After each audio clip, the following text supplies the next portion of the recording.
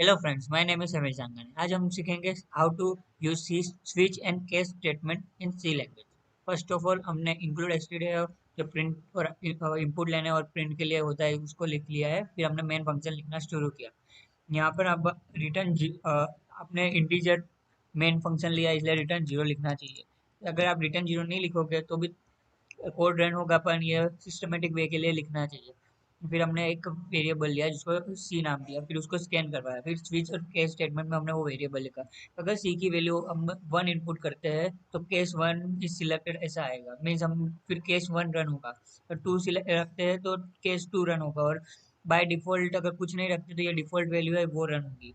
इस तरह से हम स्विच केस का यूज कर सकते हैं। लेकिन एक बात इसमें बहुत इंपॉर्टेंट है कि हम स्विच में वेरिएबल यूज कर सकते हैं, लेकिन केस स्टेटमेंट में इधर वेरिएबल यूज नहीं कर सकते। यहाँ पे या तो इंटीजर कांस्टेंट होना चाहिए, कैरेक्टर कांस्टेंट होना चाहिए। अगर हम कैरेक्टर कांस्टेंट का लेकर देखना चाहते हैं तो वो भी हम कर सकते हैं, या इनकी जगह ओनली कैरेक्टर लिख लेने का, और इधर परसेंटेज सी, और इधर केस वन की जगह हमने सपोज ए केस किया है, और फिर रन करके देखते हैं। इधर एरर आ रही है क्योंकि स्पेलिंग मिस्टेक हो गई है। ओके, अब रन करते हैं। केस ए, ए में मिस्टेक क्यों आ रही है? क्योंकि हमने कैरेक्टर लिया है, तो कैरेक्टर को हमको इस तरह से लिखना चाहिए, वरना वो वेरिएबल गिनाएगा। और वेरिएबल ये रन नहीं करता। इससे हमें पता चल रहा है कि इधर वेरिएबल का यूज हम नहीं कर सकते केस स्टेटमेंट में। डिफॉल्ट स्प्रिंट, इधर हमने ये स्लैश नहीं हटाया था इसलिए इसमें भी एरर आई थी। अब रन हुआ। अगर मैं ए सिलेक्ट करता हूँ तो आप देखिए कि केस वन सिलेक्ट हुआ है। या आप देख सकते हैं कि ए में कौन सा, ए में हमने क्या आउटपुट प्रिंट करवाने के लिए कहा है, वन को। वन इज सिलेक्टेड इसलिए। और अब ब्रेक की बारी। हमने यहाँ ब्रेक स्टेटमेंट का यूज क्यों किया? अगर हम ब्रेक स्टेटमेंट का यूज नहीं करेंगे तो ये सारे केस रन करता जाएगा इसके नीचे के। मीन्स अगर हमने केस टू सिलेक्ट किया है और ब्रेक का स्टेटमेंट यूज नहीं किया तो केस टू भी रन होगा, डिफॉल्ट भी रन होगा। इसलिए हमने यहाँ ब्रेक का स्टेटमेंट यूज किया है। हमने लास्ट वाले में ब्रेक का स्टेटमेंट इसलिए यूज नहीं किया क्योंकि वो लास्ट है, उसके बाद कोई केस स्टेटमेंट है ही नहीं। आपको एग्जाम्पल के लिए ब्रेक स्टेटमेंट हटा के भी दिखाते हैं कैसे रन होता है।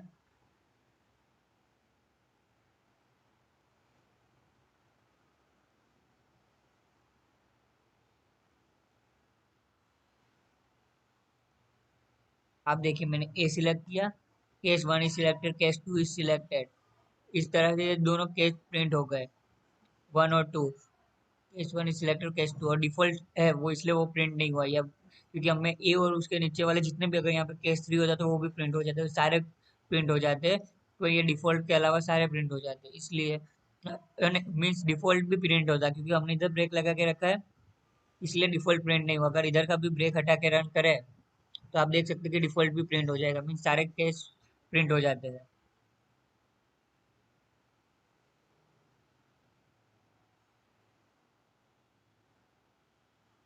देखिए, case one is selected, case two selected, no keyword is selected, mean default भी प्रिंट हो जाएगा। डिफॉल्ट उस बार प्रिंट क्यों नहीं हुआ था? क्योंकि हमने यहाँ पे भी ब्रेक स्टेटमेंट था इसलिए दो ही हुए थे। मैंने आपको गलती से ऐसा बोल दिया कि डिफॉल्ट प्रिंट नहीं होता, पर डिफॉल्ट भी प्रिंट होता है क्योंकि यहाँ पे ब्रेक था इसलिए डिफॉल्ट प्रिंट नहीं हुआ था।